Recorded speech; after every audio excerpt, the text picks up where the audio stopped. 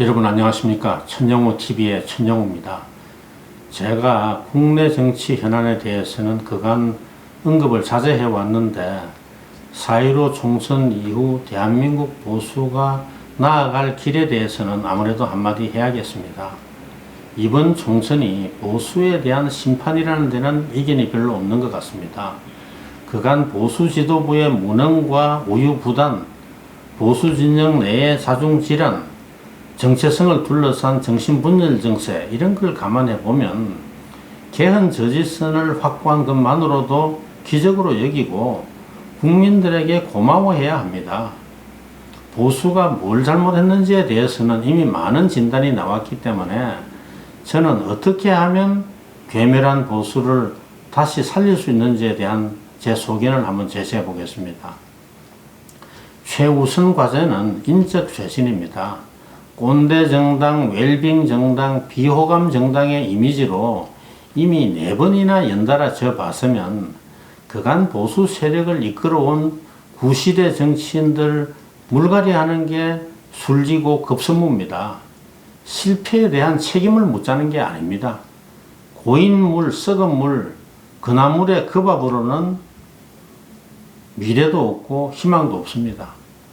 낙선한 지도부는 말할 것도 없고 지역구의 유리한 정치 지형 덕분에 용하게 살아 돌아온 중진들도 당에 책임 있는 위치에 있었던 분들은 이제 전면에 나서지 말고 언론에도 안 나오는 게 당과 국가를 위해서 뜻있는 봉사라는 그런 사실을 받아들였으면 좋겠습니다. 보수의 가장 근본적인 문제는 그간 나라를 이끌만한 변변한 인물 하나 제대로 키워내지 못한 데 있습니다. 이미 국민들에게 낯익은 인물로는 2년 후 대선에서도 이길 가망이 없다는 걸 인정하고 새로운 시대를 이끌어갈 젊고 참신한 인재를 지금부터라도 발굴하고 키워야 합니다. 둘째는 이제 과거사 논란의 종지부를 찍어야 합니다. 탄핵의 옳고 그름을 가리려는 그런 근본주의적인 논쟁은 보수의 분열만 심화시키는 백해무익한 자해행위입니다. 탄핵의 책임과 잘잘못을 따지면 결국 4년 전 20대 총선 공천 실패 논쟁으로 확대될 수밖에 없고 서로 손가락질만 계속했지 통합은 불가능합니다. 탄핵 반대하는 세력이나 탄핵에 찬성하는 세력끼리 아무리 똘똘 뭉쳐서 우리가 옳았다고 우겨봐야 시대의 대세에서 더 멀어지고 보수 세력 전체에 대한 비호감만 증폭시킬 뿐 직구는 죽어도 못합니다. 탄핵에는 진실이 하나만 있는 게 아니라는 사실을 서로 인정하고 앞으로 최소한 10년 동안은 탄핵을 입에 올리는 의원이나 당원은 해당 행위로 규정해서 무조건 당에서 제명하는 그런 룰을 만들어야 합니다. 셋째는 보수가 추구하는 가치를 분명히 정립해야 합니다. 이번 총선에서 보수는 그들이 만들고자 하는 대한민국의 미래가 어떤 모습인지 추구하는 가치가 무엇인지를 국민들에게 제대로 각인시켜주지 못했습니다. 작은 정부를 지향하는지 큰 정부를 지향하는지 개인과 기업 활동의 자유를 제한할 것인지 확대할 것인지 이런 근본적인 가치에 대한 분명한 철학도 입장도 보여주지 못했습니다. 그러다가 보니 택시기사들의 표를 의식한 나머지 보수의 전통적 가치를 부정하고 타다 같은 그런 창의적 공유기업을 말살하는 데 동참하는 시대 역행적 우를 범한 것 아닙니까? 당장 표가 되는지 여부만을 기준으로 원칙도 가치도 철학도 없이 임기응변으로 입장을 정하다 보니까 진보의 프레임에 말려 들어가서 포퓰리즘 경쟁까지 벌이는 그런 한심한 모습까지 보여줬습니다. 보수가 보수의 가치를 마케팅해서 승부를 걸 생각을 하지 않고 진보의 가치를 더 잘 실현할 수 있는 것처럼 그렇게 주장하면 국민들이 누구 편을 들어주겠습니까? 넷째는 국정의 어젠다 결정권을 장악하고 담론 형성을 주도해야 합니다. 어젠다 결정은 보수의 가치를 실현할 전략에서 전장을 선택하는 겁니다. 어젠다를 선점해야 담론을 주도할 수 있습니다. 진보가 선점하고 주도하는 어젠다와 그 프레임에 끌려 들어가서는 진보와 백날 싸워도 승산이 없습니다. 운동 경기에서 누가 종목과 룰과 장소와 시간을 결정하느냐에 따라서 승패가 달라지듯이 국가 정책을 둘러싼 경쟁도 자신에게 유리한 종목과 전장을 결정하는 쪽이 승기를 잡는 겁니다.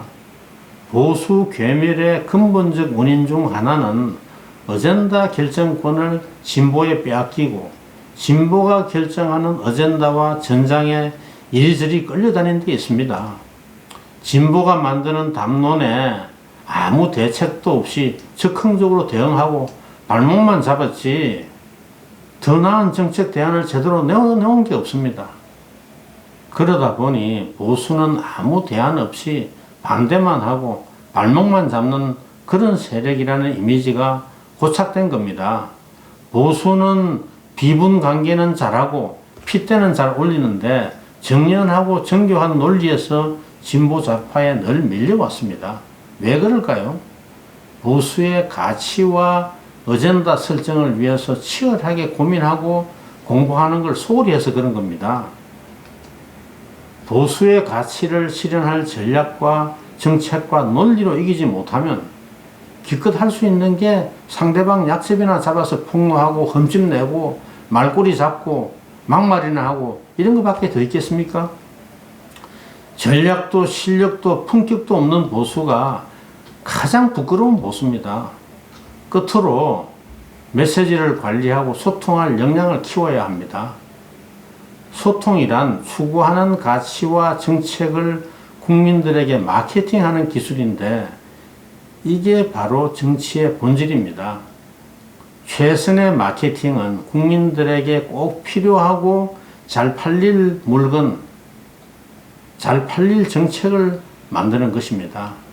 가치와 정책이 시대에 뒤떨어지고 국민들이 원하는 물건과 거리가 있으면 마케팅 잘한다고 팔리는 게 아닙니다. 그리고 아무리 국민들에게 꿈과 희망을 줄 좋은 정책을 만들어도 마케팅에 실패하면 망하는 겁니다. 진보는 불량품, 유행 지난 구닥다리도 최신 상품으로 포장해서 마케팅할 그런 비상한 능력이 있고 거짓도 진실로 만들 능력이 있습니다. 그런데 보수는 어떻습니까? 명품을 만든 능력도 보여주지 못했지만은 진짜 명품을 들고 나와도 짝퉁으로 의심받고 소비자들이 외면할 그런 방법으로 마케팅 할 것 같지 않습니까?